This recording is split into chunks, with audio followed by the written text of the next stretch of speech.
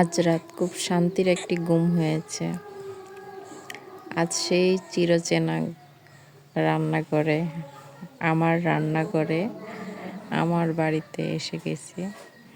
সেই সকালের রুটিন, নাস্তা বানানো, মাটির ছোড়া, ঝাড়ু দেওয়া, এই কাজগুলোকে খুব মিস করতেছিলাম। ঢাকা গিয়েছিলাম, আপনারা তো জানেনই। তো কাল রাত্রে বাড়িতে আসছি, আর এই সকালবেলা চলে আসলাম আবার সেই রান্নাঘরে নাস্তা বানাতে। এসে চুলাটা আগে একটু ঝাড় দিয়ে নিলাম, অনেক ময়লা হয়ে গেছে, কালি হয়ে গেছে, বাড়িতে ছিলাম না তো আজকে আর লেপতে পারলাম না, পরে লেপে নিব রাত্রে, মানে রাত্রে না, রান্না শেষ করে দুপুরে পরে লেপে নিব আর কি। আর এখানে এই যে আটা করে নিয়ে আসছি, আটাটা একটু মলে নিলাম, আর এখানে একটু তেল দিয়ে দিলাম। একটু তেল দিলে আটাটা নরম হয়, একটু টাইট থাকে, হাতে বাজে না, রুটিটা বেলতে না অনেক সুন্দর হয়, ভালো লাগে এই আর কি। আর কখন নাস্তাটা বানিয়ে শেষ করব, আর কখন যে আমি হাঁস মুরগিগুলিকে ছাড়বো, মানে সরি হাঁস নেই এখন, শুধু মুরগি আছে কয়টা।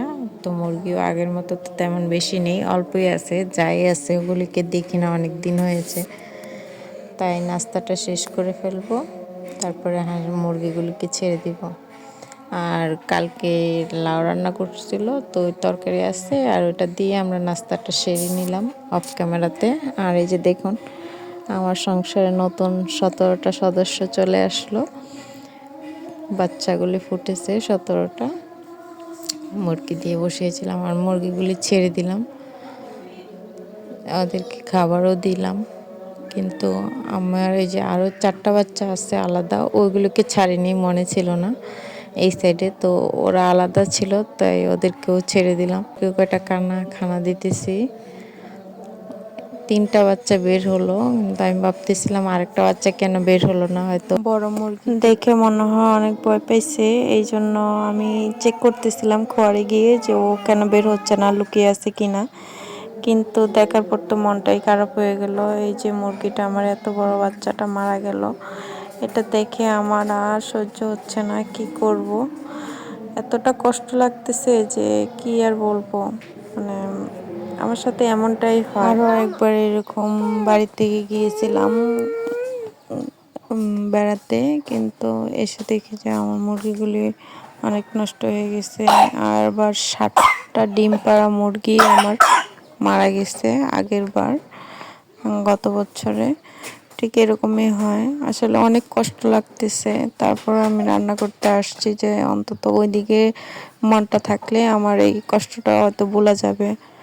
আর কষ্টটা লাগবেই না কেন বলেন, এদেরকে আমি এতটা যত্ন করি, এতটা ভালোবাসি, আমার নিজের সন্তানদের মতো ওদেরকে আমি যত্ন করি। এদের জন্য আমার মানে আলাদাই একটা কেয়ার থাকে ওদের উপরে, ওদের প্রতি ভালোবাসা থাকে।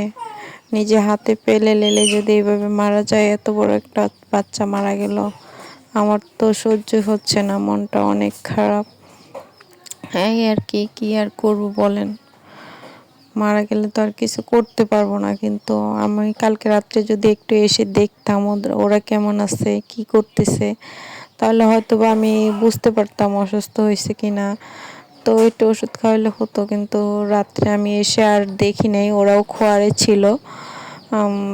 অনেক রাত হয়ে গেছিলো, ভাবলাম যে রাত্রে আর ওদেরকে ডিস্টার্ব করবো কেন, থাক ওরা ঘুমাইতেছে, মানে এটা ভেবেই রাখছি। আর সকালে তো নাস্তা টাস্তা করে গিয়ে ওদেরকে খুললাম, যে খুলে দেখবো ওদের কোনো সমস্যা আছে কিনা, আমি বুঝবো। এখন একটা আফসোস লাগতেছে যে কি করলাম, রাত্রে যদি একটু দেখতাম, যদি বুঝতে পারতাম যে ও অসুস্থ, হয়তো একটু ওষুধ খাওয়ালে সুস্থ হয়ে যেতে পারতো। মানে এরকম একটা টেনশন আসতেছে যে আমার ভুলের কারণে বা এরকম হয়েছে। তো জানি না, আল্লাহ যা করে হয়তো বা ভালোর জন্যই করে, বুঝতে পারতেছি না কি হয়েছে।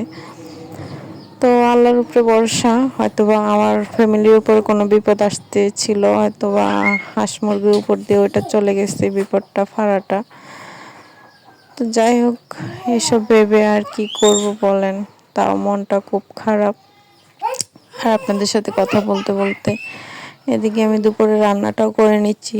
যতই দুঃখ কষ্ট থাকুক না কেন, সংসার তো থেমে থাকবে না, পেটের ক্ষুধাও থেমে থাকবে না, সবার মুখে খাবারও দিতে হবে।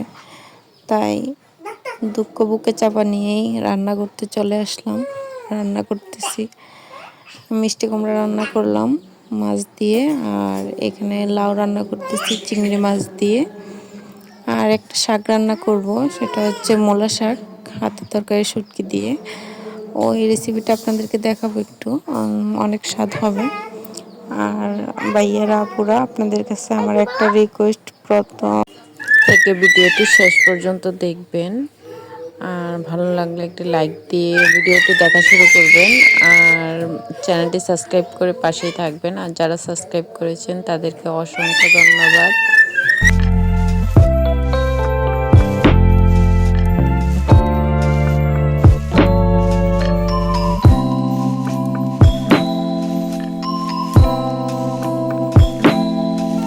এখানে শাকটা অনেক কম, মানে অল্প রান্না করেছি, কারণ এই শাকটা কেউ খাবে না, বাচ্চারা তো খাবে না। এই শাকটা শুধু আমি আর আমার শাশুড়ি খাবো। আমার শ্বশুরও এটা তেমন খাবে না, কারণ একটু জাল দিয়েছি। আমার রান্না প্রায় শেষ, এখন বাচ্চাদেরকে গোসল করাবো। গোসল করে নিয়ে আসছি, বাবুকে ভাত খাওয়াচ্ছি। দেখুন মিষ্টি কুমড়া দিকে মজা করে ভাত খাচ্ছে আর লাফাচ্ছে। আর দরজাটা খুলে রেখেছি, এইখানে আমাদের রোদ আসে ঘরের ভিতরে, তাই ও খুব ভালো মতো খাচ্ছে। ভিডিওটি এই পর্যন্তই। ভালো থাকবেন, সুস্থ থাকবেন, আল্লাহ হাফেজ।